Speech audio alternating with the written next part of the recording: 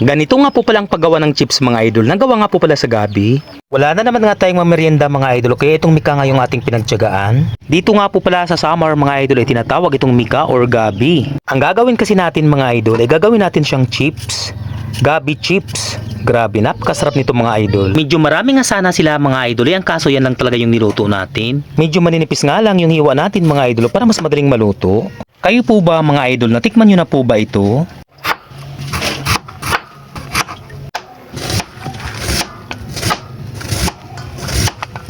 Maglalagay lang naman tayo dito mga idol ng kunting asin at saka nitong paminta para naman magkalasa.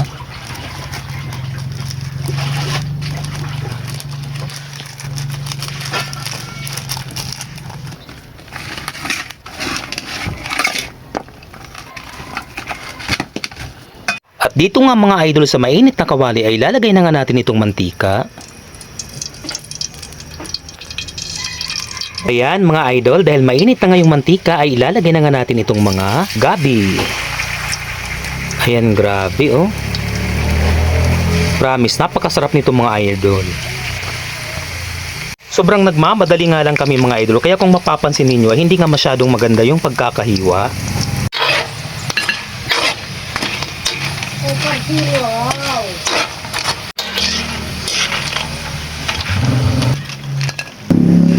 Ayan, grabe mga idol oh. Grabe, sobrang napaka-crispy nito. Crispy crispy. Grabe.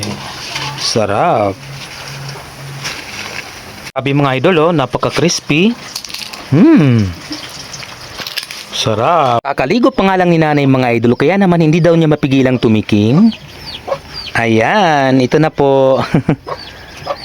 Tikman mo kung crunchy. Grabe, napaka-crunchy mga idol oh. Meron siyang paminta at saka kunting asin. Ayan, tikim na. O di ba, may pangmerienda na kami mga idol. Meron ng ngut-ngutin. Yung iba doon pa niluluto. Yung ako nga mga idol ay hindi ko talaga mapigilang tumikim. Grabe, napaka-crunchy nito mga idol. Kain po tayo mga idol. Grabe, napaka-crunchy. Sarap.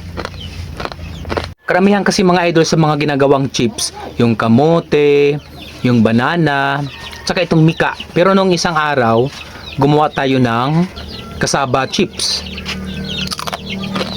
O di ba mga idol, libre na yung merienda? Meron na tayong ngut-ngutin. Ayan, kuha na. Hindi na tinantanan. Hindi na tinantanan itong gabi chips.